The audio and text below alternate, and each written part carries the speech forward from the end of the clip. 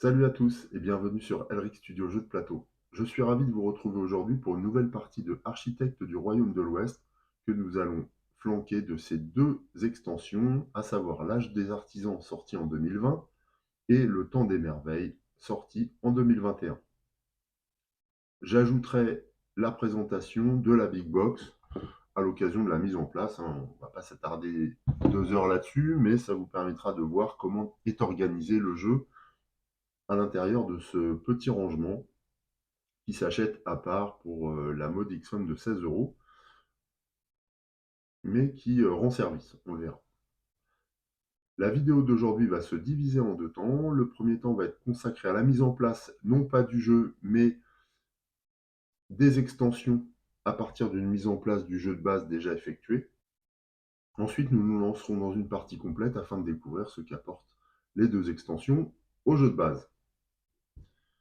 Voilà, donc avant on avait cette boîte-là qui contenait le matériel du jeu, à laquelle il fallait ajouter cette boîte-là pour l'âge des artisans, et cette boîte-là. Maintenant, on n'a plus qu'un seul contenant qui a une dimension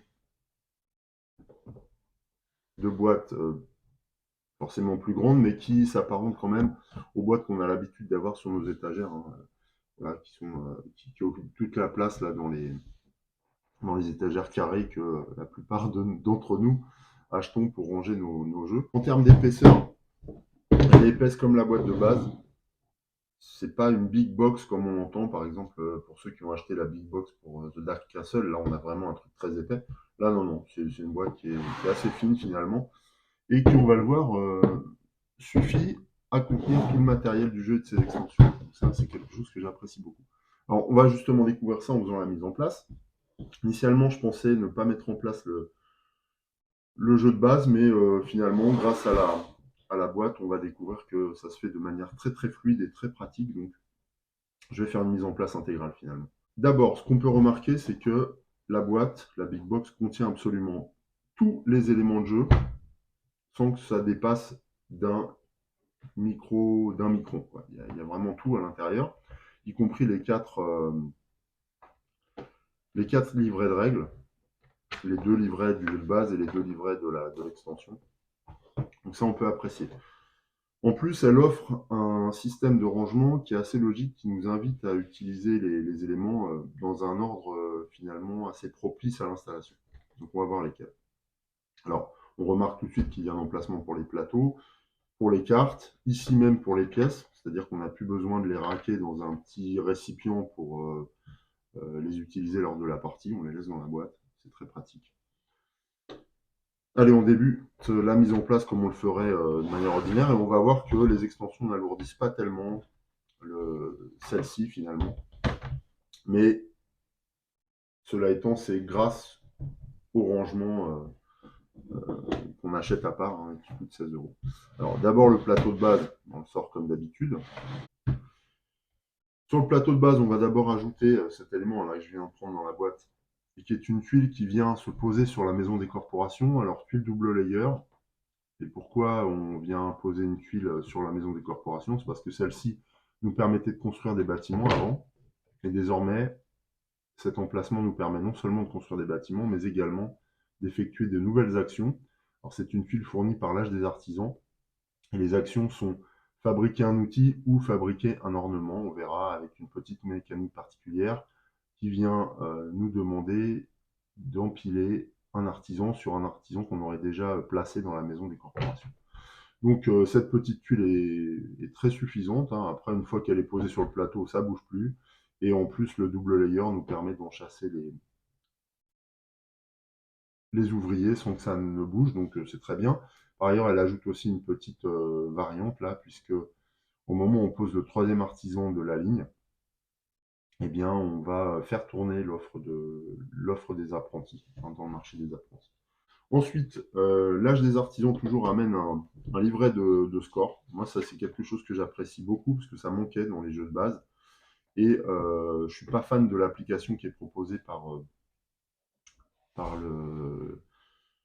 l'édition de Shem Phillips, là. je m'en sers pas, donc je préfère nettement utiliser un petit système papier. Bon, c'est moins développement durable, mais ça a son charme quand même. Donc ça, j'adore. C'est fourni par l'âge des artisans.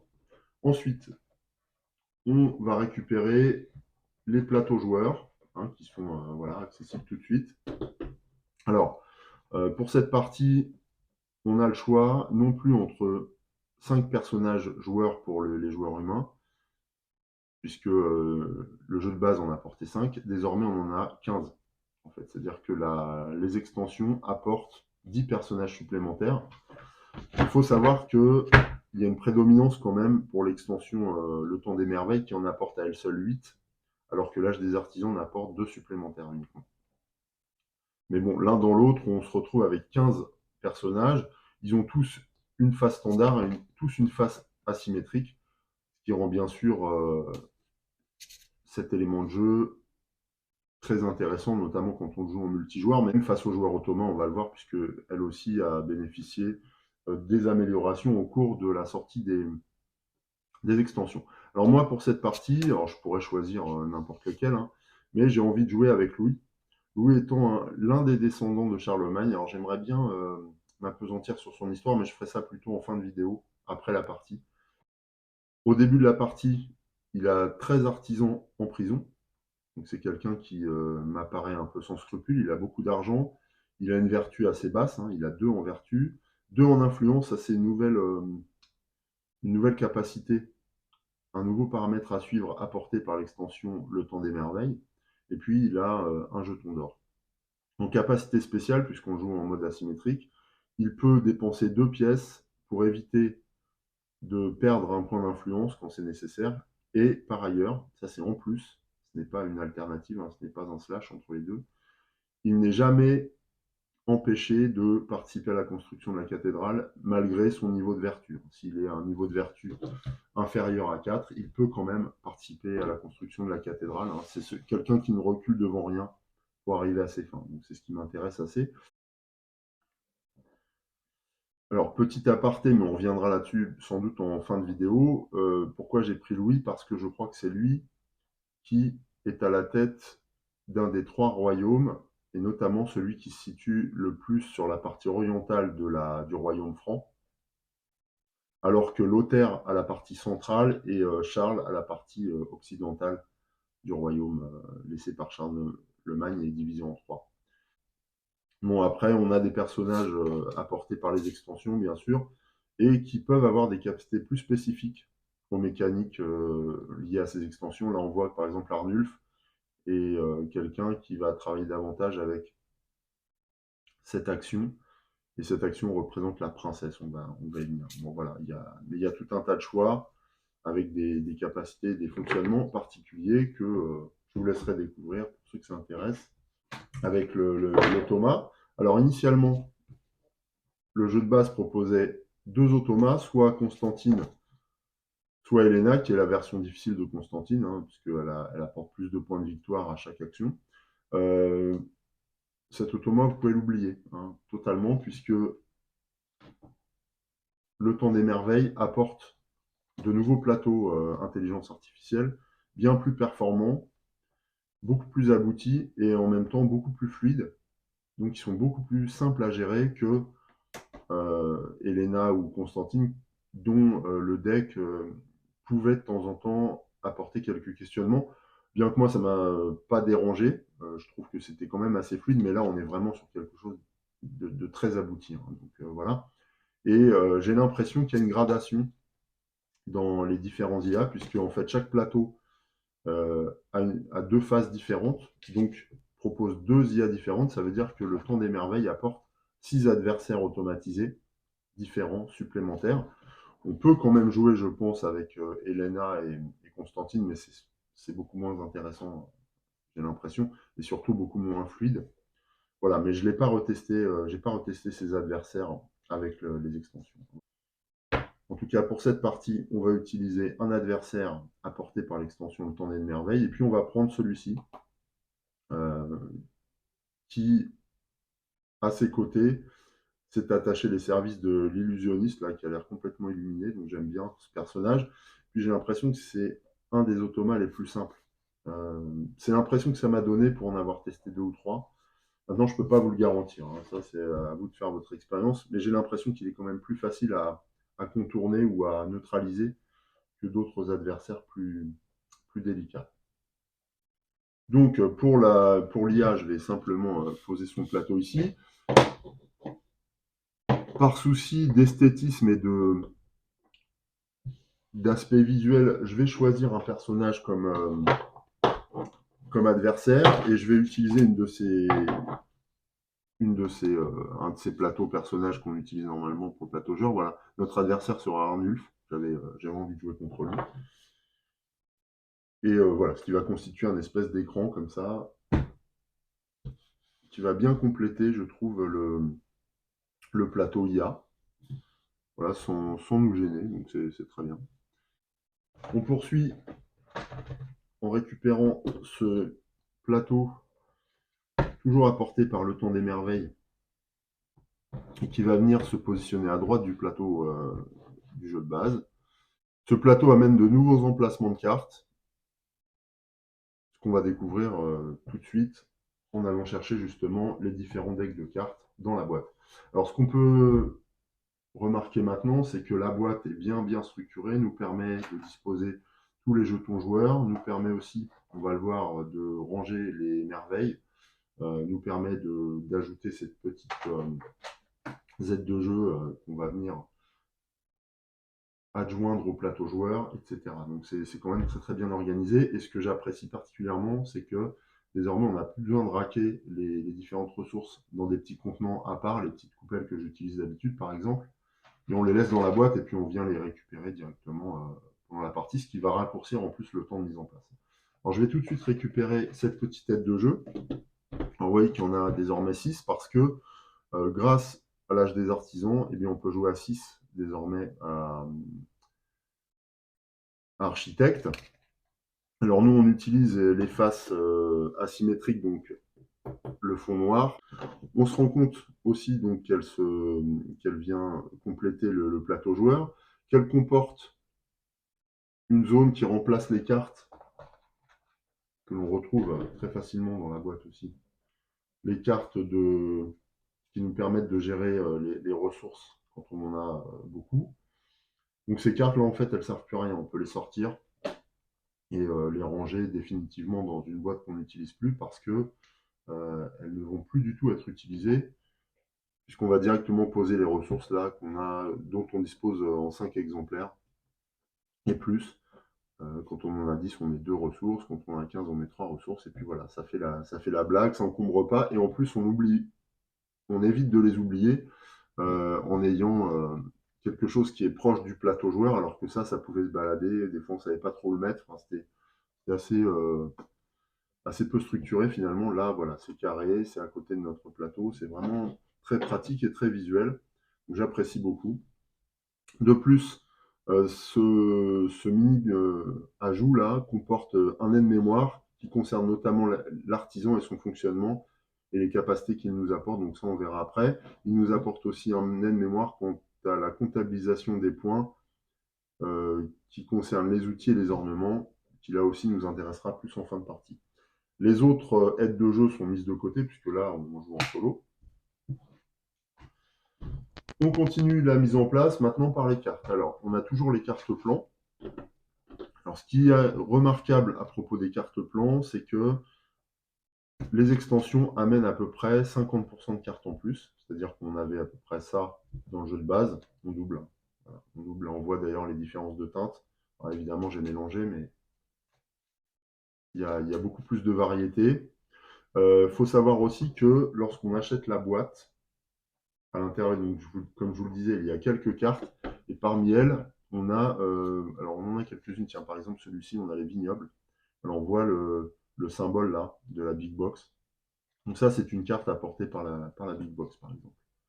Donc avec de nouvelles capacités. On voit que c'est une carte très forte, hein, puisqu'elle apporte 3 points de victoire par ornement ou merveille en fin de partie. Donc bon, c'est quand même des petits bonus, mais qui sont assez sympas, je trouve. Puis sinon, on a forcément des bâtiments amenés par l'extension artisan, Ça, c'est encore une carte apportée par l'extension Big Box. Voilà, donc on voit que ce sont des constructions qui rapportent peu de points de victoire, mais assez puissantes quand même, à chaque fois. Encore une. Enfin, voilà, donc tout ça pour dire que le deck des plans est très augmenté. On a 2 fois plus de cartes et de possibilités désormais. Voilà. Toujours l'emplacement dédié sur le plateau principal, donc on vient les ajouter. Alors voilà, on a un plus gros tas. On va ensuite installer les apprentis. Alors c'est la même chose. Pour le deck apprenti, eh bien celui-ci est enrichi d'à peu près 50% de cartes en plus, ce qui fait que le volume a doublé. Et là encore, on va retrouver des artisans issus, des apprentis issus de l'âge des artisans ou du temps des merveilles. Et je crois qu'il y en a un ou deux aussi apportés par l'extension Big Box, mais je n'en suis pas sûr. Ouais, j'en suis pas sûr, hein. C'est indiqué aussi, hein, sur les cartes apprentis, vous avez également le symbole des extensions, là, le temps des merveilles. Ah si, voilà. On a par exemple la pèlerine qui est apportée par l'extension Big Box, enfin par la Big Box. On a l'homme fort là, qui est apporté par la Big Box. Celui-ci aussi, l'homme fort. Donc voilà, on a quand même des éléments de jeu supplémentaires, hein, dans la Big Box, mais je vous dis, c'est une quinzaine de cartes. Bon, moi j'aime bien. Après, voilà, est-ce que ça vaut le coup? Ça, c'est à vous de voir. Moi, je regrette pas du tout mon achat. En matière de mise en place, désormais, le deck apprenti a son emplacement sur le plateau, l'extension du plateau central apporté par le temps des merveilles. Donc ça, j'apprécie beaucoup parce qu'avant, on ne savait pas trop où mettre ce deck. Désormais, il a son emplacement. Et puis, bah, il nous suffit de révéler, alors je vais bien les mettre à l'envers, il nous suffit de révéler les apprentis pour compléter le marché. On remarque aussi que le marché est désormais composé de 10 cartes et non plus de 8 uniquement. Pour accéder à la cinquième colonne, il faut avoir 5 ouvriers dans l'atelier. Ça peut être aussi compensé par des pièces, hein, comme dans le jeu de base. Bah justement, on récupère un homme fort là, ça c'est bien. Qu'est-ce que j'ai fait là? Attendez, parce que c'est le bazar. Je les ai mis à l'envers, non, pourtant. Bon, voilà. Hop. Bah voilà, comme ça on aura. Bon, on a trois personnages de la Big Box. Un du temps des artisans, de l'âge des artisans. Ah voilà, un du temps des merveilles. Deux du temps des merveilles, bah voilà, comme ça on a tout un panel d'apprentis de différentes extensions, ce qui est bien. Alors moi, j'aime bien les hommes forts, là, je les trouve très puissants. Et on voit que celui-ci, en fait, quand on a un artisan posé vers un meeple particulier qu'on va découvrir tout de suite, eh bien celui-ci nous permet de faire une contribution, action qu'on va découvrir également pendant la partie. Ce sont des apports, ça, des extensions. En tout cas, voilà, en termes de mise en place, on est bien. On continue. En matière de cartes, on voit qu'on a des emplacements là qui sont encore vides. Donc on va aller chercher le dernier tas de cartes qui est là-bas.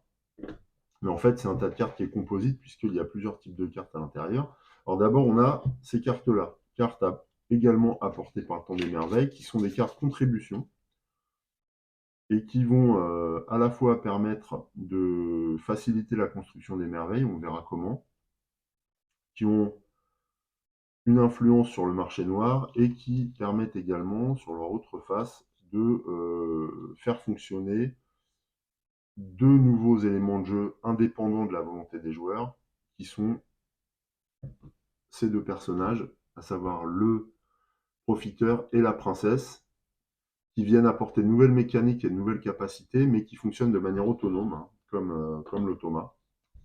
Donc on va voir ça pendant la partie. En tout cas, en matière de mise en place, je mélange les cartes, voilà, et hop, je les pose sur l'emplacement dédié. Et puis, en début de partie, j'en prends une que je révèle et je la pose sur l'autre face, sous l'apprenti et la princesse. À ce moment-là, je découvre où va se situer c'est pas l'apprenti, c'est le profiteur, où va se situer le profiteur et la princesse. Le profiteur, là, en début de partie, va se situer à l'hôtel de ville et la princesse aux mines. Donc, pour savoir où elle se situe, on va prendre leur meeple dans le fond de la boîte. Ça, c'est la princesse. Donc, je la mets aux mines. Les mines, c'est là-bas. Et le profiteur, lui, va être, j'ai dit, à l'hôtel de ville. On voit que le profiteur et la princesse ont des capacités particulières qu'on va découvrir pendant la partie aussi, et qui vont nous encourager ou nous dissuader d'aller les rencontrer à certains moments, ce qui peut nous entraver ou nous avantager aussi selon le contexte de la partie. Donc ça amène encore de la variabilité dans le jeu. J'aime beaucoup cette mécanique, vous allez voir, c'est un truc qui est vraiment sympa et qui n'est pas lourd du tout. Autre carte supplémentaire, on a ces cartes-là. Alors, celle-ci renvoie au visuel de l'âge des artisans, donc vous comprenez tout de suite que c'est fourni par cette extension. Et en fait, il s'agit du marché ornements et outils. Donc en termes de mise en place, c'est assez simple. La règle prévoit qu'on crée en haut du plateau là-bas, à côté, à proximité de la maison des corporations, un petit marché de 4 cartes, ornements et outils. Alors nous, pour une raison pratique, parce que j'ai besoin de place pour la caméra, je vais mettre cette rivière de cartes sur le côté là, ce qui va très bien le faire. Donc, je vais poser la pioche, après avoir remélangé. Voilà, je pose la pioche en haut et je révèle 4 cartes, qui va être notre offre de départ.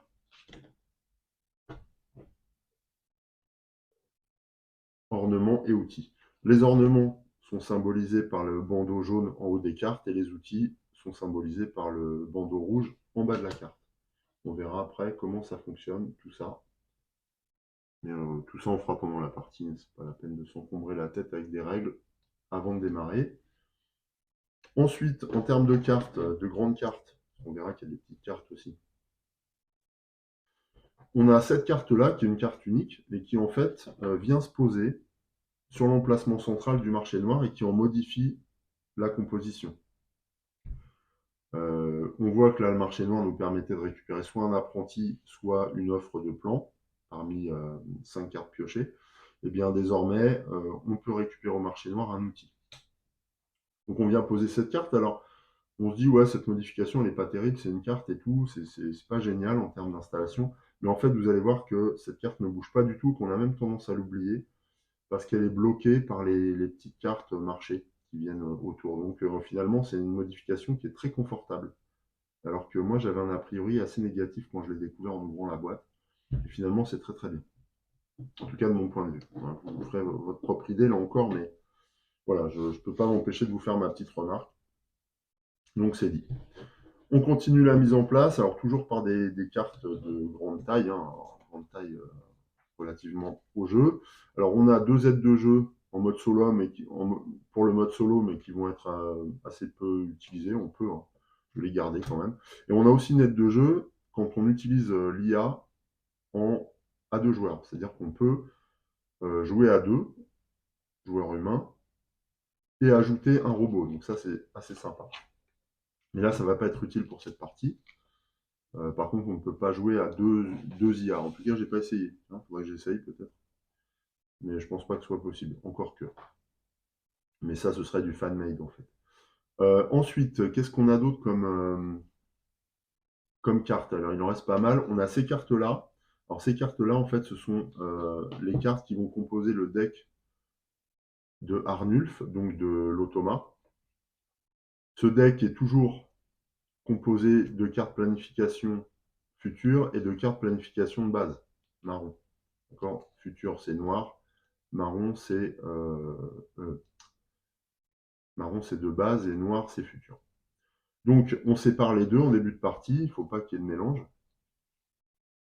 Les cartes planification future sont mélangées, sont posées face cachée à côté du plateau d'Arnulf et viendront enrichir le deck au fur et à mesure de la partie quand le jeu nous l'indiquera. Et puis les cartes de base sont mélangées également et viennent à côté du plateau aussi de l'IA. Et c'est elles qui vont nous donner l'action de l'IA à chaque tour. Alors moi je vais dire Arnulf, parce que l'IA ça me gonfle. Ensuite, on a d'autres cartes encore, alors toujours apportées par l'extension Le Temps des Merveilles. Et justement, ce sont les cartes merveilles. Alors, en théorie, les merveilles sont à disposer en haut, au-dessus, voilà, au-dessus de ce secteur, là où sont la princesse et le profiteur. Moi, je vais les mettre toujours, à cause de mes contraintes de place, à côté du marché de cartes, des outils et des ornements. Donc, il y a un ordre pour ça. On les met dans l'ordre. Vous verrez pourquoi. Parce que il y a toujours un ordre puisqu'on utilise des automas. Donc l'automa, lui, va utiliser cet ordre des fois pour jeter son dévolu sur telle ou telle carte. C'est pour ça qu'il faut faire cette mise en place dans l'ordre. Alors, quel ordre on adopte? Eh bien, on regarde les coûts des merveilles en influence et en pièces. Et en fait, on va classer de manière décroissante les merveilles. Donc, en fait, pour construire cette merveille, il faut 15 unités d'argile, 7 points d'influence, on verra ce qu'est l'influence plus tard, et 5 pièces à mettre dans le bâtiment des impôts. Voilà. Ensuite, on a laquelle? On a celle en bois. Voilà. Donc là, c'est plus 7 d'influence, mais 6 et 4. Ensuite, on a la merveille en pierre. Ensuite, on a la merveille en or. Et enfin, on a la merveille en marbre. Voilà, donc ça nous donne l'ordre. 7, 6, 5, 4, 3. Je mets ça à côté de notre rivière des ornements. Alors bien sûr, il n'y a pas de pioche puisqu'il n'y a que 5 merveilles à construire. Et à côté des merveilles, des cartes des merveilles, on va placer les jetons merveilles qui sont des énormes jetons en bois, très très agréables de manipulation, qu'on peut poser comme ça et qui ont exactement le même visuel que la merveille représentée sur les cartes.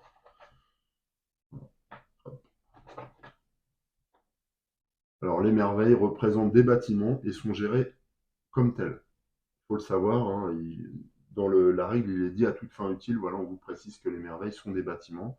Et donc pour les fabriquer, il va falloir venir dans la maison des corporations. C'est ça que ça veut dire. Ensuite, dans la boîte, j'ai récupéré ce petit jeton là que je range moi, au fond de la boîte avec les merveilles et la princesse et le profiteur. Et en fait, ce jeton va venir ici se poser à gauche sur le plateau de l'IA et va progresser à chaque fois qu'on va gagner une pièce. Et on verra à différents moments de la partie. Et va nous indiquer comme ça, en fonction de sa position, quelles sont les cartes qu'on va récupérer dans certaines actions. Donc, soit on va interagir avec le marché des apprentis, soit on va interagir avec le marché des ornements et des outils ici, soit on va interagir avec comment ça s'appelle déjà, les contributions de cette carte-là. On le verra, c'est très pratique, c'est très bien fait, il n'y a aucun but. Ensuite, dans les cartes restantes qui sont rassemblées dans la boîte, il me reste les cartes qui composent le deck de l'automa byzantin, que je ne vais pas utiliser. Alors moi, je les laisse dans la boîte de base, parce que peut-être que je les réutiliserai un jour. Mais en vérité, on peut les mettre de côté, parce qu'il y a peu de chances quand même de réutiliser cet automa. Ça, c'est la carte du seigneur apportée par la saga des tomes. Alors ça, je reviendrai là-dessus pendant une autre vidéo. Mais voilà, c'est encore un autre fonctionnement, puisque la saga des tomes nous amène un jeu en campagne que je n'ai même pas testé pour le moment, mais que je laisse dans la boîte pour y penser. Voilà, donc ça, je range et on n'en parle plus. Au niveau des ressources, je vais tout laisser dans la boîte, aussi bien les pièces que les ressources. Alors évidemment, en début de partie, je vais mettre 7 pièces au niveau du bâtiment des impôts.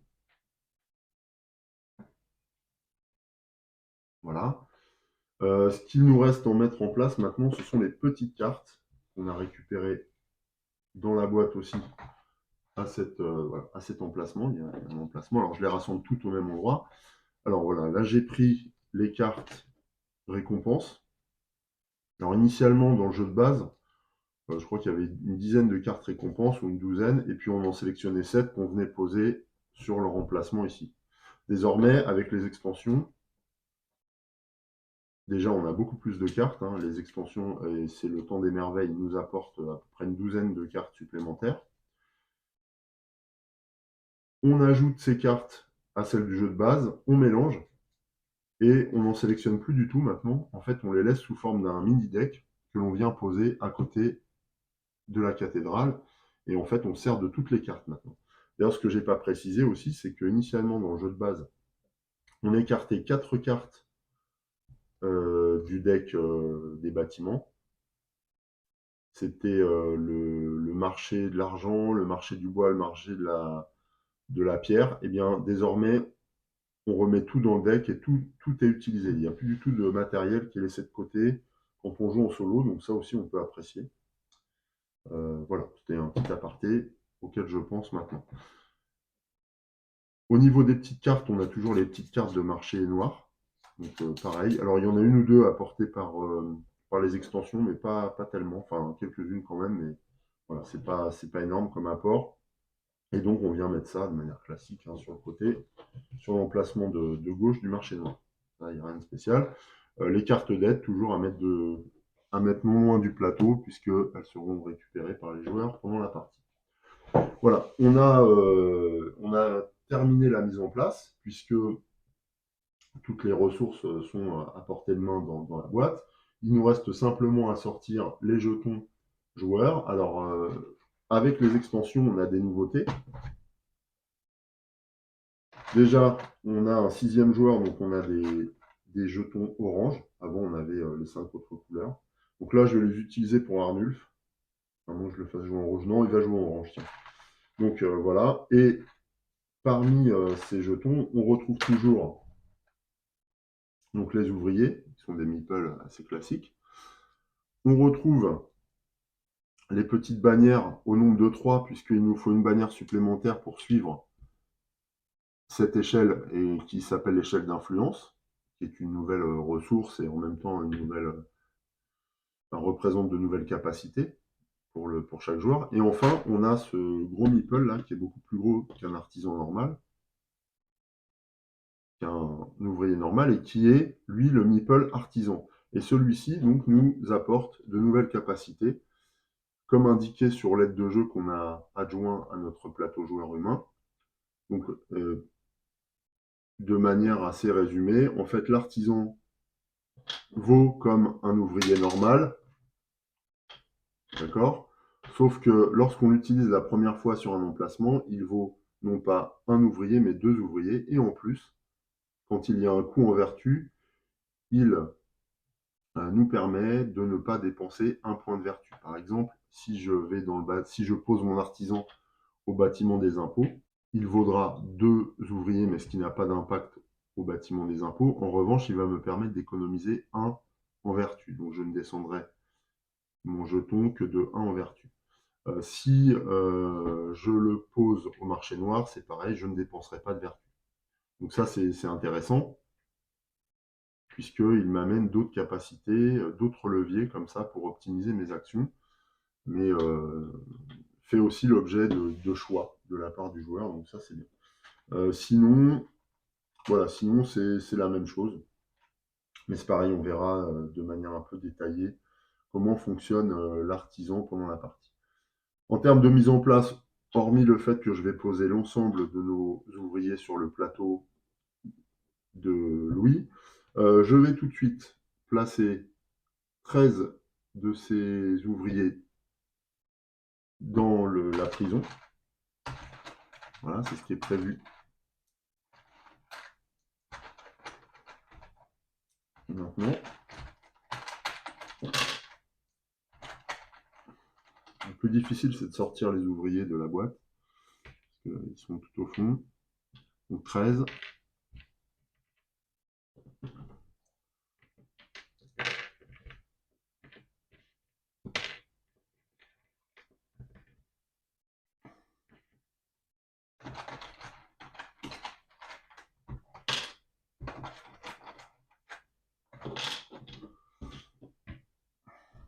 10, et 3 encore, ça fait bien 13. Oui, je suis en train de me tromper en fait.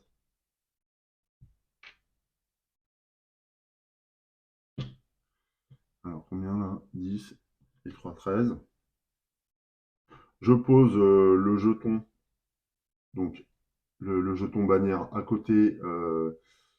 Non, d'ailleurs pas à côté, on va regarder. Il a 2 en influence, Louis, donc je mets ça sur 2.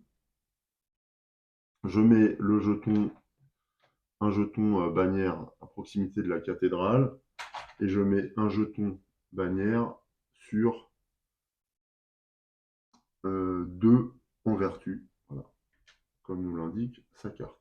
Pour Arnulf, j'ai à peu près les mêmes choses. Voilà, on a ici indiqué les emplacements de départ de la vertu et de l'influence. Donc Arnulf, c'est pareil. Ah oui, alors je me rends compte que j'ai inversé.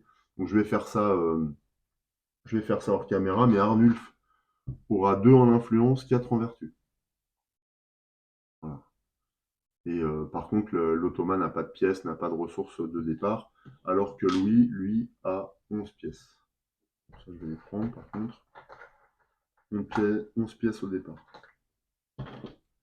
Là, 2, 4, 6, 8, 9, 10, 11 et un or. Et un jeton or.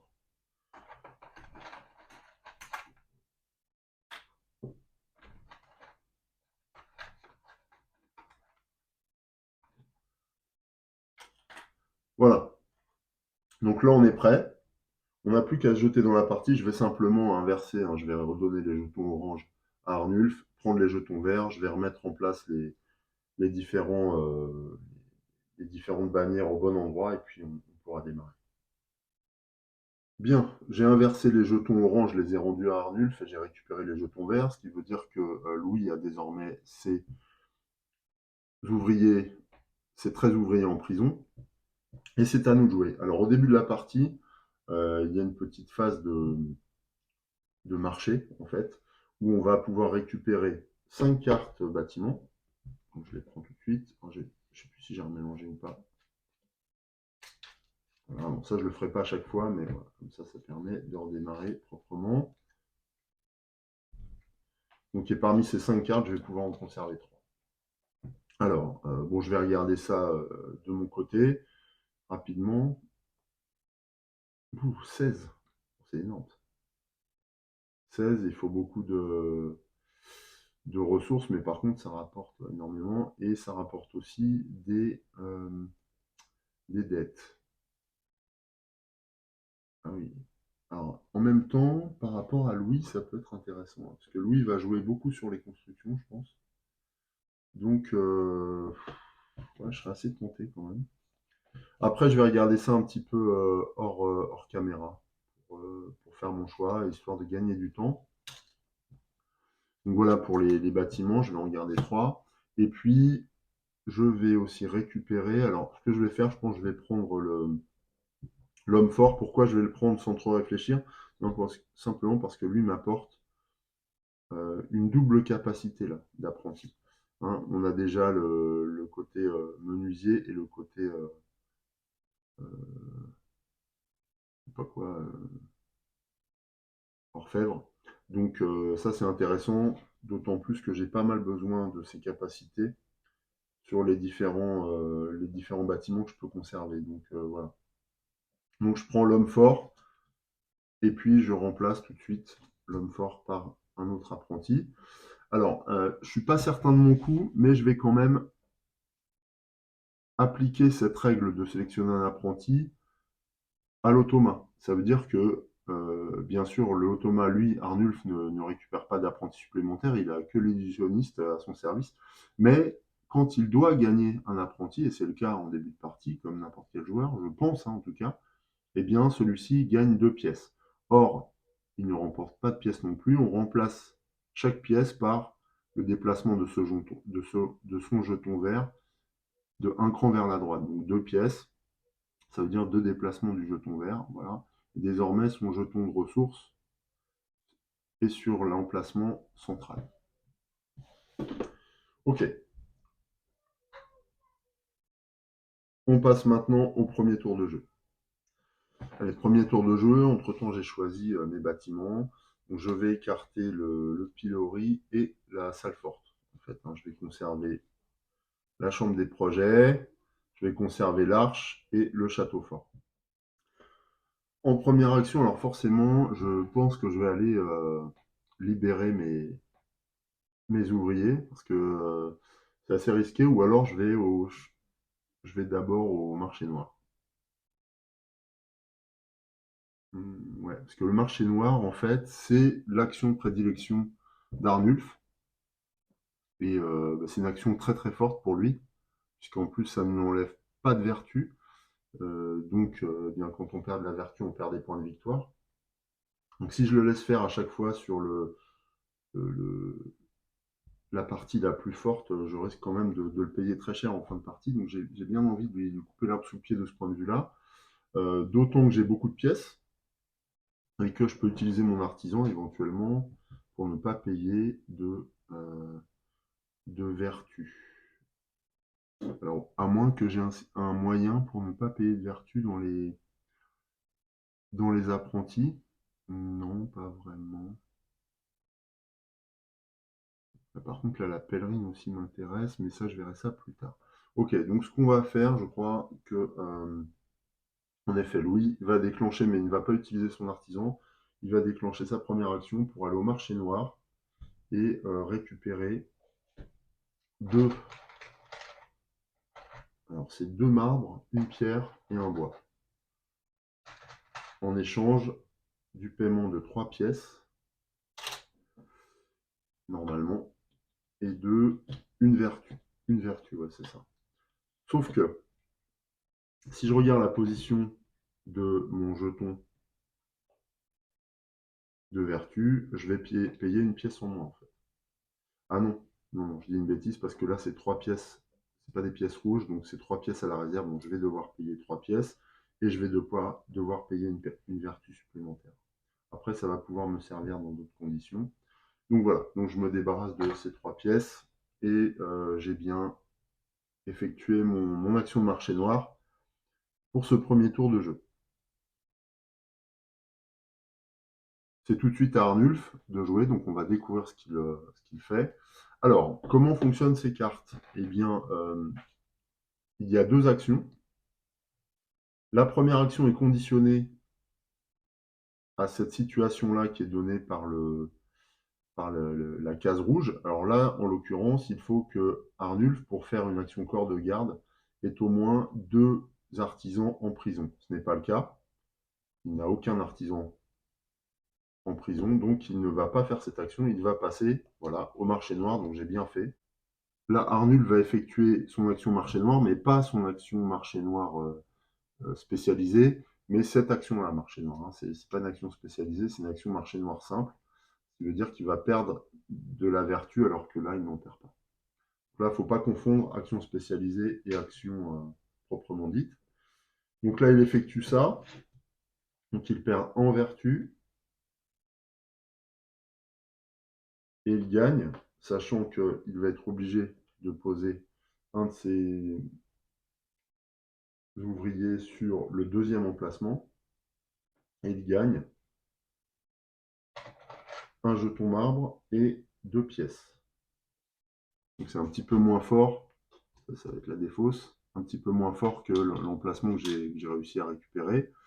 Et comme il gagne 2 pièces, eh bien, son jeton vert va se déplacer de 2 crans, conformément à ce pictogramme. Voilà pour son tour. Vous voyez, des choix très simples, très rapides, très efficaces. Alors, il y a déjà 2 emplacements du marché noir pris. On ne va pas s'amuser à laisser nos prisonniers là-bas. Je vais tout de suite envoyer quelqu'un au corps de garde pour les libérer. Je récupère tout le monde. Voilà qui est fait. Je suis en train de réfléchir. Non, c'est bon. Voilà, ça c'était pour notre action. C'est de nouveau Arnulf. Alors, celui-ci cherche à construire un ornement en allant à la maison des corporations. Alors, donc ça, c'est une petite précision à avoir en tête quand on joue avec les extensions. initialement, l'IA n'empile jamais d'ouvriers à la maison des corporations. Hein, il gagne les ornements directement quand il construit. Ça, c'est qu'on joue qu'avec l'âge des artisans. Quand on joue avec le temps des merveilles, qui est une extension qui est venue après l'âge des artisans, et notamment quand on joue avec les deux, à ce moment-là, l'IA va pouvoir de nouveau empiler des artisans comme le ferait un joueur humain pour construire un ornement. Mais pour ça, il faut qu'il ait déjà construit. Et donc qu'il ait déjà un ouvrier dans la maison des corporations, ce qui n'est pas le cas. Donc cette condition n'étant pas vérifiée, il ne va pas faire l'action de fabrication de l'ornement. Et donc il va passer à la deuxième action. Cette iconographie-là est explicitée dans le temps des merveilles. Et donc ça consiste à révéler et à rejouer une nouvelle carte planification. Donc c'est ce qu'il fait. Là, il tire une action hôtel de ville, mais à condition qu'il y ait 4 meeples adverses concentrés sur un emplacement d'une action du jeu. Ce n'est pas le cas. Donc il va effectuer son action spécialisée. Et donc son action spécialisée est le marché noir. Donc il envoie un de ses ouvriers au marché noir. Voilà. Donc on voit qu'on a bien fait de libérer nos ouvriers. Et puisqu'il s'est mis sur l'emplacement de gauche, il va gagner un marbre et une pièce. Donc un marbre supplémentaire et une pièce, ce qui permet à son jeton de faire le tour du cycle. Et donc on voit, hein, quand il revient au début comme ça, il gagne un jeton marbre supplémentaire. Arnulf est en train d'accumuler du marbre à grande vitesse. Donc on sait que le marbre, c'est à la fois un moyen pour gagner des points de victoire en fin de partie, mais c'est surtout aussi un moyen pour construire des merveilles, on le verra. Son tour est fini, mais engendre une phase marché noir. Alors, la phase marché noir est modifiée par le temps des merveilles, puisque en phase marché noir, il va y avoir des conséquences sur les contributions, et aussi, on va observer ce que font, grâce à cette icône-là, les deux personnages de la princesse et du profiteur. Donc, on va regarder immédiatement ce que ça fait. Alors, évidemment, Sean Phillips a pensé à tout et il nous a fait un petit listing des étapes du marché noir revisité quand on joue avec le temps des merveilles. Donc, on va le suivre. Donc, première étape, les ouvriers du marché noir vont en prison. Donc, moi, ça tombe bien, j'en ai un, il y en a deux. De ce point de vue-là, on est relativement gagnant, comme on l'avait anticipé. Alors ça, j'ai pu l'anticiper parce que j'avais observé, hein, les capacités d'Arnulf. Ça, c'était la première étape. Deuxième étape, les cartes de marché noir sont rafraîchies. Ça, c'est une étape habituelle. Donc, on découvre ce qu'on pourra gagner sur cet emplacement de droite. Donc, ce sera 2 jetons de marbre et 2 pierres. Donc, toujours intéressant.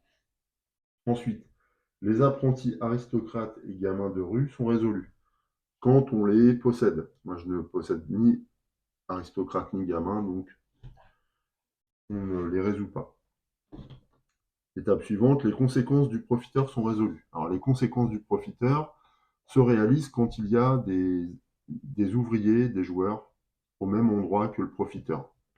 Et là, en l'occurrence, chacun aurait gagné un point d'influence et aurait envoyé tous ses meeples présents sur la case du profiteur en prison. Là, on n'a ni Arnulf, ni Louis, nom d'artisan, non, nom d'ouvrier sur l'emplacement du profiteur, donc il n'y a pas d'effet. Pour la princesse, c'est la même chose, sauf que là, c'est un gain. En fait, on peut aller libérer 2 ouvriers des geôles, à condition d'avoir le plus d'ouvriers aux côtés de la princesse. Là, on est ni lui ni moi n'avons l'ouvrier aux côtés de la princesse, donc personne ne gagne quelque chose à ce moment-là. Donc ça, on a résolu le profiteur et la princesse. Ensuite, les ressources de la carte contribution sont déplacées sur les merveilles. Là, il n'y a aucune ressource posée sur les cartes contribution pour l'instant. On verra ce mécanisme au moment voulu. Mais il n'y a rien de posé sur cette carte. Ensuite, Septième étape, les cartes contribution et conséquences sont rafraîchies. Donc je prends une nouvelle carte, je la retourne et je viens la poser sur la carte qui était précédemment révélée.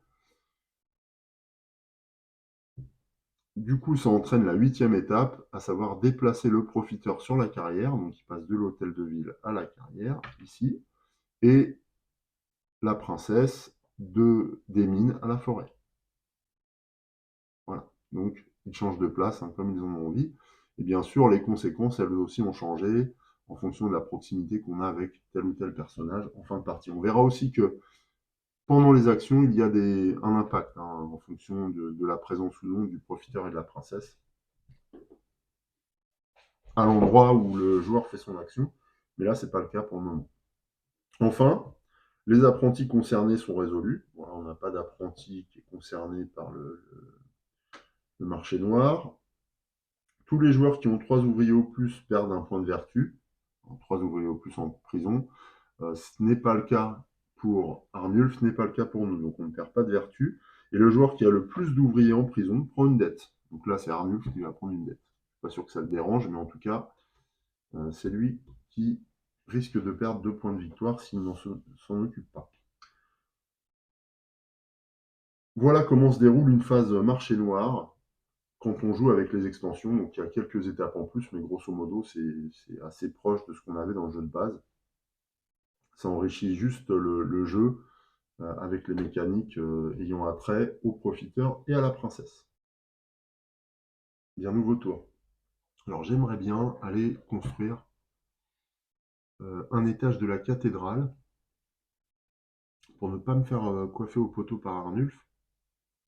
Mais si j'ai un or, je n'ai pas assez de plans de bâtiment parce que je ne voudrais pas me départir de ces plans-là, je les aime bien.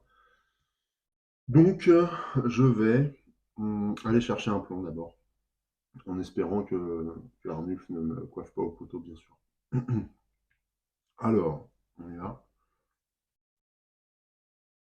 Donc c'est un monastère.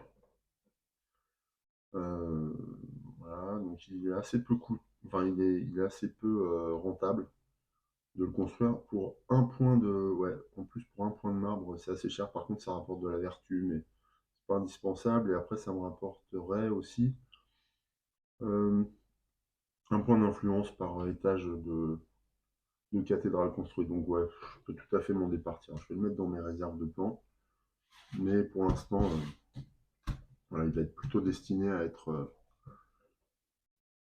échangé contre le travail à la cathédrale. C'est à Arnulf de jouer, on va voir ce qu'il fait, en espérant qu'il non, qu'il ne me devance pas à la cathédrale, c'est pas le cas. Il va regarder s'il y a des attroupements d'ouvriers à moi, quelque part. Il n'y en a pas vraiment.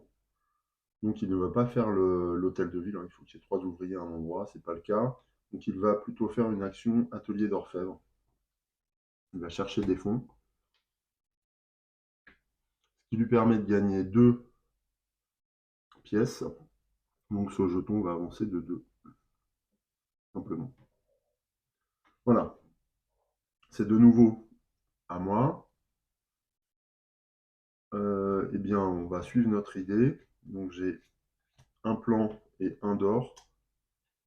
Je vais tout de suite envoyer un de mes ouvriers construire, en passant par la maison des corporations, construire un étage de la cathédrale. Voilà, j'ai défaussé le plan. Donc quand je construis un étage de la cathédrale, j'avance mon jeton, je gagne 2 points, mais je gagne également un point de vertu. Donc en fait, c'est comme si je gagnais 3 points de victoire. Et par ailleurs, je tire une carte récompense. Cette carte récompense me donne tout de suite un point de vertu supplémentaire, donc c'est encore plus intéressant parce que je gagne encore 2 points supplémentaires. Je remonte en vertu. Et un point d'influence. Je passe de 2 à 3. Alors, petit aparté, le fait d'être premier sur la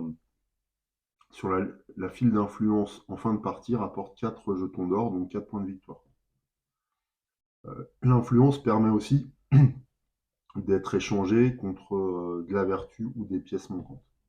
Ça, c'est pas mal quand on n'a pas d'autre moyen que de jouer de ces relations pour compenser des ressources dont on ne disposerait pas. C'est assez sympa l'influence, je trouve, comme ressource supplémentaire. Bon, voilà, mon action s'est bien déroulée du coup, comme prévu. J'ai pu faire ce que je voulais. Je n'ai pas été devancé par Arnulf et je lui ai pris un petit peu l'initiative sur la cathédrale, ce qui fait que j'ai un peu d'avance maintenant. Parce que l'enjeu, non seulement c'est d'avancer sur la cathédrale et d'arriver premier là-haut, pour empêcher les adversaires de s'y positionner, mais en plus c'est de récupérer des cartes récompenses qui sont, on l'a vu, assez bénéfiques. Alors, du coup c'est Arnulf. Alors lui, il essaye d'envoyer des prisonniers au corps de garde, mais il n'a pas de prisonniers. Donc il refait une action atelier des orfèvres en envoyant un de ses ouvriers ici, mais cette fois, comme il a 2 ouvriers, il gagne 3 pièces. 3 pièces qui lui permettent de faire avancer son jeton de ressources de 3 positions, donc de gagner une unité de marbre supplémentaire. Il accumule le marbre à vitesse grand V, on va voir pourquoi, rapidement. Il ne fait pas ça vainement, ça c'est certain. Cette carte, je la défausse. Et on passe déjà à un nouveau tour. Donc voilà, vous pouvez apprécier encore une fois la fluidité de ce jeu, malgré l'apport des extensions. Il n'y a pas de changement dans le gameplay, en fait, c'est ce que j'aime. L'accessibilité à ce jeu est vraiment forte. C'est une de ses grandes capacités. Il est beaucoup plus accessible que Paladin et Vicomte, d'une part. Beaucoup plus fluide, et en plus, les extensions n'alourdissent pas. Alors qu'elles nous donnent le choix et des solutions supplémentaires en matière de jeu. Donc c'est vraiment devenu un très très bon jeu. Au-delà de mes attentes, hein, personnellement, parce que c'est un jeu qui ne m'attirait pas du tout, mais qui, avec ses extensions, devient quelque chose d'excellent.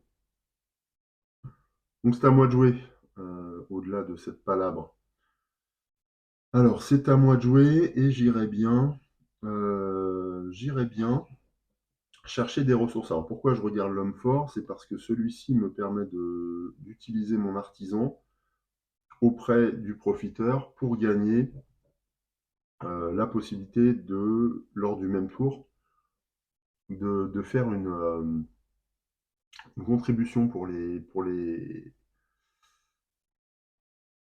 merveilles, ce qui pourrait être assez rentable au niveau de notre influence. Donc c'est ce qu'on va faire, je pense. Ouais, c'est ce qu'on va faire. Vous allez voir comment ça se déroule. Alors, déjà, je vais jouer mon artisan. J'ai besoin de pierres pour mes différentes projections, enfin pour mes différents projets bâtimentaires là. Donc je vais le poser ici auprès du profiteur. Avant de parler du profiteur, on va résoudre l'action en elle-même. Donc je prends, dans la mesure où c'est l'artisan, et que celui-ci compte pour 2 ouvriers quand je le pose pour la première fois, je peux prendre 2 pierres. Ça, c'est la première chose. Voilà, 2 pierres que je mets dans mes réserves. La prochaine fois que je poserai un artisan, pas un artisan, je ne vais pas y arriver. La prochaine fois que je poserai un ouvrier, l'artisan ne vaudra plus 2 mais 1, donc la fois suivante, je prendrai encore 2 pierres. Soit dit en passant. Mais voilà, pour cette fois, il valait comme 2 ouvriers. À part ça, je me suis rapproché du profiteur. Donc, je vais pouvoir bénéficier de ses capacités. Et lorsqu'on pose un ouvrier auprès du profiteur, quel qu'il soit, l'artisan y compris, on gagne 1 point d'influence. Donc, j'avance encore. Je passe à 4 en influence. Ok, alors, bien sûr, il y a des contreparties. Donc, attention à ça. Mais voilà. Ça, c'était pour la proximité avec le profiteur. Ensuite, le fait est que j'ai posé mon artisan auprès du profiteur, donc je sollicite l'homme fort. L'homme fort me permet, lorsque j'effectue cette petite combinaison, de jouer une contribution auprès donc de la princesse et du profiteur pour financer les merveilles. Alors comment ça se passe? Eh bien, je choisis l'une des ressources que je viens poser sur la carte. Ces ressources, à un moment donné dans la partie, iront financer les merveilles. Donc on viendra poser les ressources accumulées sur les cartes. Et du coup, le coût et par conséquent, le coût de chaque merveille sera réduit d'autant de ressources que posées sur les cartes au moment où on va les construire, que ce soit, enfin, surtout pour les joueurs humains, pas pour l'IA d'ailleurs. Donc là, c'est ce que je vais faire. J'ai le choix, il n'y a aucun emplacement de prix. Moi, je vais dépenser un marbre. Alors, ça paraît très coûteux, mais je vais dépenser un marbre parce que, on le voit, quand je dépense un marbre, je gagne 2 points d'influence directement. Donc, je monte encore de 2. 2, je passe à 6. On voit que quand je franchis l'étape du 4e niveau au 5e niveau, je gagne un plan. Ça, je le récupère tout de suite. Et ce plan, c'est le manoir. Alors, c'est un plan émanant de justement des merveilles, de l'âge des merveilles.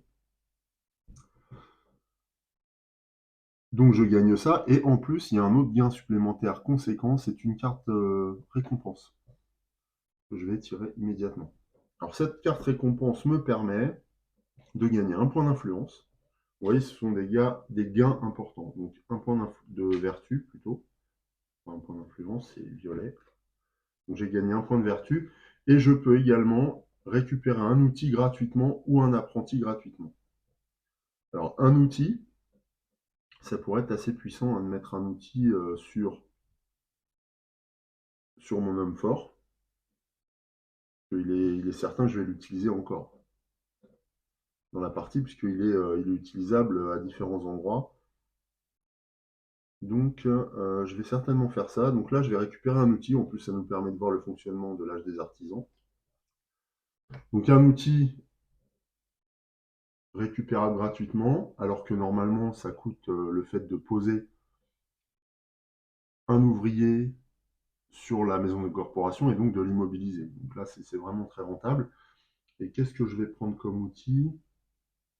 Alors l'outil, il faut regarder la partie rouge de chaque carte, qui va nous donner un gain immédiat et puis un nombre de points de victoire en fin de partie.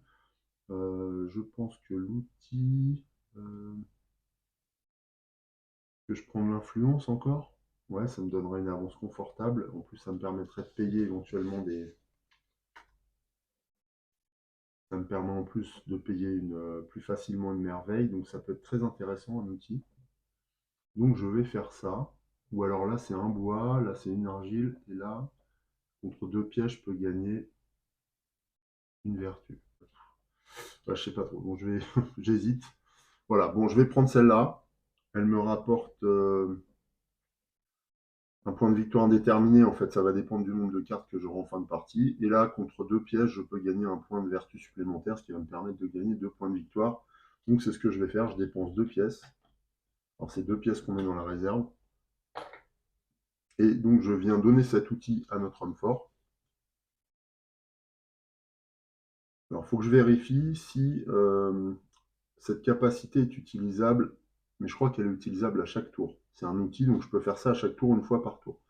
Ce qui devient un moteur de vertu très très important. Là, pour autant, alors je pouvais pas, d'ailleurs là je l'ai activé, mais en fait la capacité de l'ouvrier, elle est activable n'importe quand pendant son tour, mais pas au milieu d'une action. Donc là, il ne faut pas que je l'active maintenant. Je vais redescendre, bah, j'avais pas pris le point de vertu, donc ça va. Voilà, donc là j'ai été jusqu'au bout de mon action et des gains pour, enfin consécutif à cette carte récompense. Je vais juste regarder si je peux utiliser tout de suite mon outil. Effet des outils. Chaque outil ne peut être activé qu'une fois par tour ou lors de la réinitialisation du marché noir. Ah d'accord, ouais, donc c'est vraiment hyper puissant. Les joueurs doivent pouvoir bénéficier de la capacité de l'apprenti pour activer l'effet de leur outil. Ah d'accord. Bien là, je viens d'en bénéficier, mais attention, euh, une fois lié à l'apprenti, un outil ne peut pas... Ouais non, je ne vais pas pouvoir maintenant parce que j'ai déjà bénéficié de la capacité de l'apprenti. Donc je ne peux pas activer mon outil après, enfin longtemps après avoir activé la capacité de l'apprenti. En fait, il aurait fallu que je le fasse en même temps. Donc là, c'est pas possible, hein. Il y a un petit timing qui me pose question, donc je vais pas le faire. Mais par contre, au prochain tour, je pourrais l'utiliser, à condition d'utiliser aussi mon apprenti, évidemment. Ce qui va être difficile quand même, puisque mon artisan est là-bas. Ah oui, j'avais pas pensé à ça. Bon, ça fait rien. De toute façon, c'est des points de victoire quand même, et puis ça nous permet de découvrir le fonctionnement des outils, ce qui est toujours intéressant. Comme j'ai pioché dans la rivière de cartes, je renouvelle l'offre en piochant un nouvel outil. Alors là, quand on construit un ornement, il nous rapporte un outil supplémentaire, donc c'est puissant. Et là, il me permet contre une influence de prendre une vertu. Ok. Bon, ouais, il y a un timing hein, quand même pour utiliser les outils. Faut se méfier de cette règle. Elle est trompeuse. Voilà, j'ai fini mon tour. Donc on voit que les tours sont renforcés encore par les couches de gameplay ajoutées par les extensions, mais sans être trop alourdi non plus, quoi. C'est parce que là, je réfléchis et je découvre, mais sinon, il n'y a pas vraiment de problème. C'est à Arnulf de jouer. Alors, on a une action conditionnée, ici, par le fait que Arnulf peut faire cette action s'il a moins de 5 en influence. C'est le cas, il a 2. On voit, hein, son jeton orange est sur le 2. Donc, il va se rendre auprès de la princesse, directement. Quand il se rend auprès de la princesse, il effectue une action de contribution. Et alors, quand c'est l'IA qui effectue cette action, c'est particulier parce que, d'une part, l'action de contribution de l'IA, quand il vient poser un jeton auprès de la princesse, doit être explicitement indiqué sur la carte.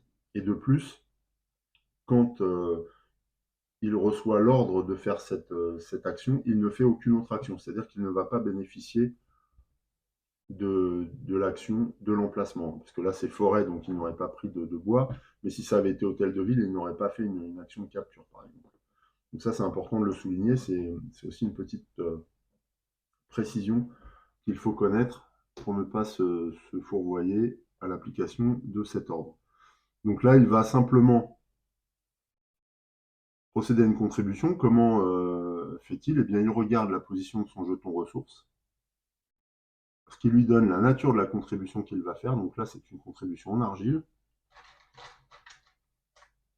Donc comme le joueur humain, Arnulf pose 1 d'argile sur la case et prend immédiatement les bénéfices, donc 2 points d'influence par sa contribution à la construction future des merveilles. C'est la fin de son tour. Donc je vais enchaîner sur un nouveau tour. Je pense qu'on va encore en faire 3 complets. Et je mettrai fin à cette première vidéo que je mettrai en ligne. Et puis la fin de la partie fera l'objet d'un second épisode. Bon, Louis a réfléchi à ce qu'il allait faire et je pense qu'il va faire une action hôtel de ville pour freiner un petit peu les ardeurs de Arnulf. Donc, je me rends à l'hôtel de ville. Je dois payer une pièce au bâtiment des impôts, sauf que de par ma position, ah oui, si, je dois payer une pièce, je n'ai plus de réduction. Donc, je paye cette pièce pour déclencher une action de capture. Je n'ai pas d'action de capture supplémentaire pour l'instant. Donc, je vais capturer les ouvriers qui sont à l'atelier des orfèvres. Je les mets dans mes geôles. Quand je fais une action de capture, et parce qu'on joue avec la princesse et le profiteur, il y a un bénéfice supplémentaire qui est lorsqu'on fait une capture, eh bien, on gagne un point de vertu.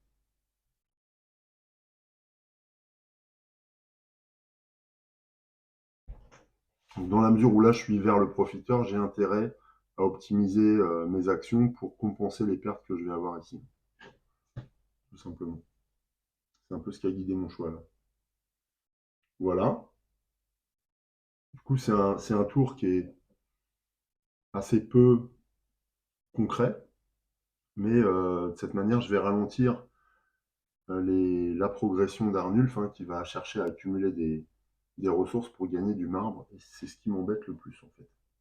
Parce que derrière, avec le marbre, il va essayer d'acheter, enfin de fabriquer des merveilles. Donc je vais essayer de le ralentir à la fois sur le marché noir et à la fois sur le marbre. Ce qui m'amène à dire d'ailleurs que la prochaine action que je ferai, c'est une action de marché noir. Bon, après, il va peut-être me devancer là-dessus, on va voir. Non. Lui aussi va faire une action hôtel de ville, en tout cas c'est ce qu'il souhaite. Il regarde s'il y a un endroit où il y a trois ouvriers, pardon. Alors, il faut savoir que lorsqu'on a joué l'artisan, celui-ci ne compte que comme un ouvrier, hein, pas comme deux. C'est simplement au moment de faire l'action qu'il compte comme deux, mais pas après. Donc je n'ai aucun emplacement où il y a trois ouvriers, donc il ne fait pas cette action. Il va à l'entrepôt royal et il va gagner un point de vertu par ouvrier, donc ça lui donne un point de vertu supplémentaire. Je pense que je vais faire une action pour ce nouveau tour, une action de marché noir, encore une fois pour éviter qu'il le fasse avant moi.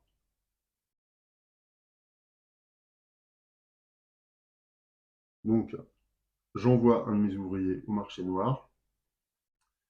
Je perds un point de vertu. Alors, est-ce que je peux faire autrement? Hmm.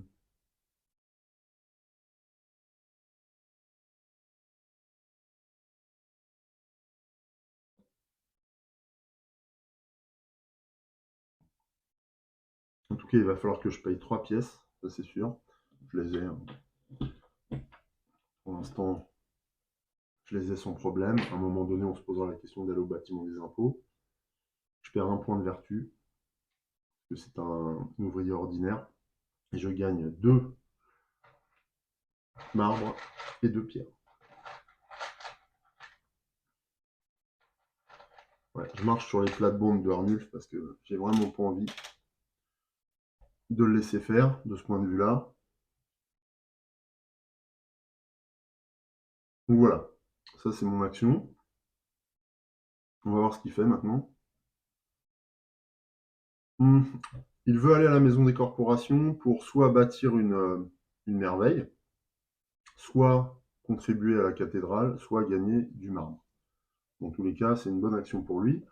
Alors, bâtir une merveille pour Arnulf, c'est dépenser autant d'influence que nécessaire. Donc, on voit que c'est la valeur donnée par les cartes des, euh, des merveilles. Donc, pour la moins chère en influence, c'est celle en marbre. Et il lui faut 3 influences. Il les a, mais il lui faut aussi, pour pouvoir construire cette merveille, atteindre un total de 10 entre l'influence et le marbre. Or, il n'a que 4 en marbre, donc 3 plus 4, ça fait 7. Il n'atteint pas les 10, donc il ne peut pas construire la merveille. Donc, il va essayer de construire la cathédrale. Ça, il peut le faire, sans problème. Donc, il envoie un de ses ouvriers dans la maison des corporations. On utilise toujours de gauche à droite et de haut en bas. Il avance son jeton. Comme il est deuxième, lui, de toute façon, il ne prend pas les gains des cartes. Alors, il ne pioche pas de cartes, mais il gagne un point de vertu directement. Mais ça ne va pas être le cas, puisqu'il est tout seul. Mais par contre, comme il contribue quand même à la cathédrale, il gagne un point de vertu. C'est vrai, il gagne quand même. Comme nous. Voilà, donc ça, c'est bon. Dans la mesure où on utilise le temps des merveilles, Arnulf ne gagne pas automatiquement d'ornement. Alors que si je n'avais pas le temps des merveilles et qu'on jouerait avec l'âge des artisans, la règle de l'âge des artisans spécifique induit que l'IA gagne automatiquement, sans poser un deuxième ouvrier sur son premier ouvrier, un ornement. Mais c'est complètement annulé par le temps des merveilles. Donc j'applique la dernière mouture des règles, hein, pour l'IA, qui est contenue dans cette extension, et ce qui est beaucoup mieux, parce que je trouvais que c'était très fort, le fait qu'à chaque fois qu'il construise, il gagne un ornement, ça lui faisait autant de points de victoire que ça. Et en plus, la règle prévoyait qu'il prenne l'ornement avec le plus de points de victoire. Dans ce cas-là, par exemple, c'est 6. Donc ça a créé vraiment une difficulté excessivement forte qui a été lissée dans la dernière mouture de la règle du temps des merveilles. Je trouve que c'est vraiment bien pour ça. Quoi qu'il en soit, il a terminé son action. Donc c'est à nous. Ce que je vais faire avant tout, avant d'aller plus loin, c'est que Je vais envoyer un de mes artisans au bâtiment des impôts, parce qu'il y a beaucoup de pièces. Donc par contre, je perds deux influences, non, deux vertus. Donc ce que je vais faire plutôt, c'est que je vais perdre 2 points d'influence pour m'économiser une vertu. 1, 2. Là, je suis au même niveau que lui. Donc je perds qu'un point de vertu.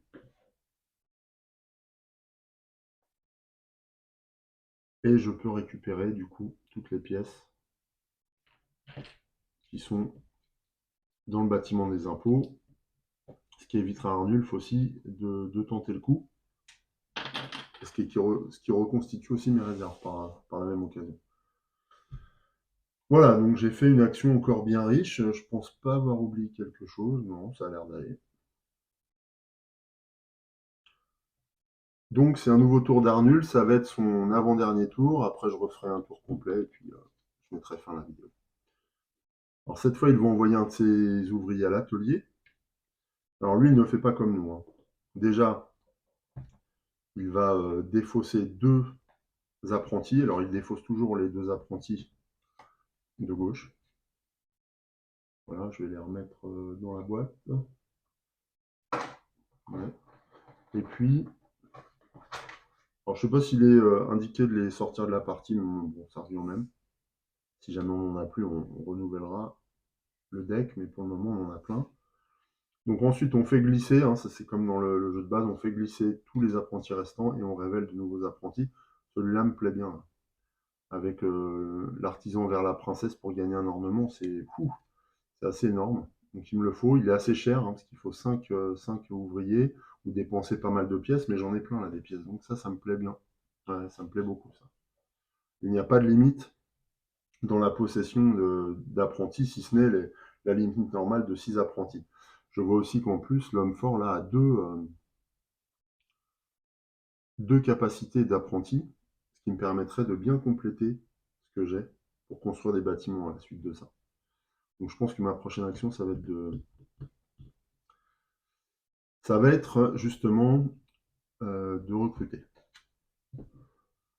À part ce renouvellement du marché des apprentis, il doit payer 2 pièces qu'il va prendre en réserve au bâtiment des impôts. Ok. Et ensuite, je ne sais plus si j'ai posé un de ses ouvriers sur l'atelier, je vais vérifier. Et ensuite, il va récupérer, alors lui, il ne récupère pas des plans, mais des cartes planification future, plus une carte planification future par paire d'ouvriers qu'il aurait sur emplacement, là il n'en a qu'un. Donc il ajoute une planification future à sa défausse. Donc là on voit que c'est une action forte de maison des corporations. C'est la fin de son tour.